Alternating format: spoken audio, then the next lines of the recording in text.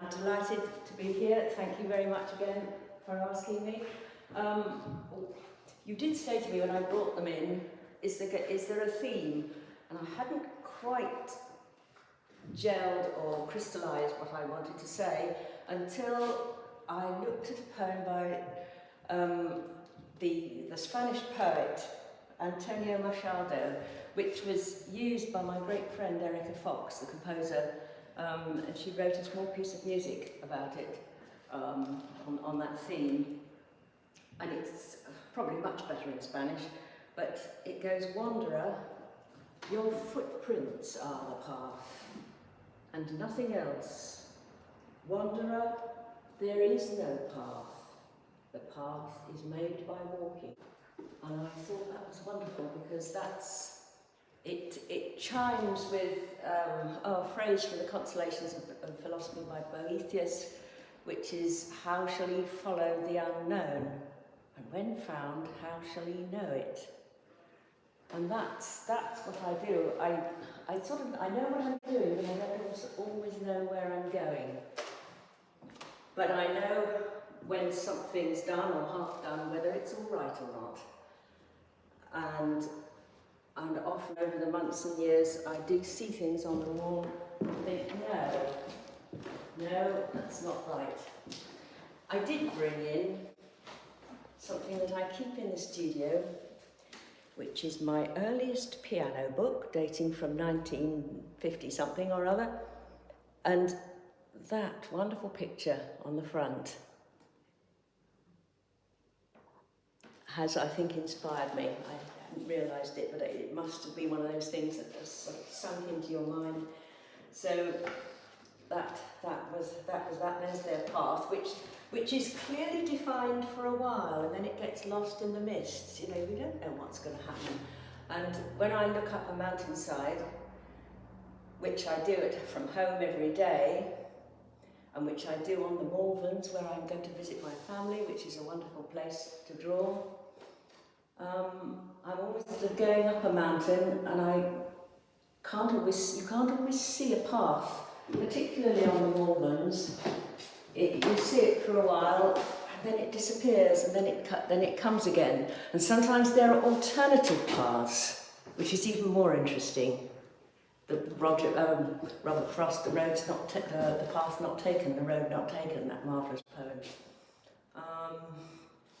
So that really, when I look back at the paintings that I've done, there is this underlying theme, and what the path is hidden. Well, the path is hidden on that one. There doesn't seem to be a way to get over there, to get to that bit at all, but you know, maybe one will find it by walking. I thought people might be interested to know how I sometimes work. In fact, more often than not, on something that has definitely not succeeded and which I've sanded off. And so you get this marvellous texture, sort of a palimpsest, something coming through, half forgotten from a previous effort. And this one, probably because I'm looking here for some drawings of the Malverns. There's all sorts of things in here. Looking for the Malverns. I made this picture. There we are, this is all the Malverns. And there were some trees. If you look up a hillside, not quite that, but always you're looking up this hillside, and sometimes there's a tiny suggestion of a little cottage. And there's the path along the top, which is lost and found. And there it is again. And there it is again. And doing some small some small sketches for ideas, trying as always to simplify the composition, and that is a copy in the art department of the Downs School where my family teach, of a wonderful painting by David Prentice, which I sat and copied. What does that say? Paths going downhill in a jagged way, hurrying down the hill. Ah, that was what I was in the school art club, and that's what young Harry said. He was only 10 or 11, but he was a keen boy, and he said, and we were looking at this painting. He said, paths hurrying down the hill.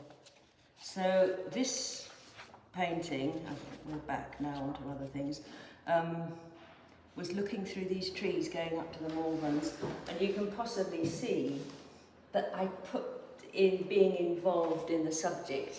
I put too much in.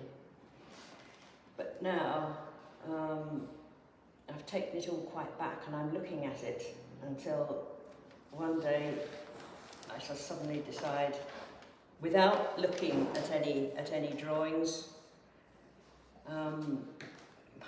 what I'll do over it. And it might just be some lines in a very fluid wash. I don't really know. So I thought that would be interesting. I do hope people will come and see it and enjoy it. I've lived in Pembrokeshire for over 50 years now, and so this landscape has really got under my skin, but as I said earlier, I'm taking it beyond the surface of the landscape.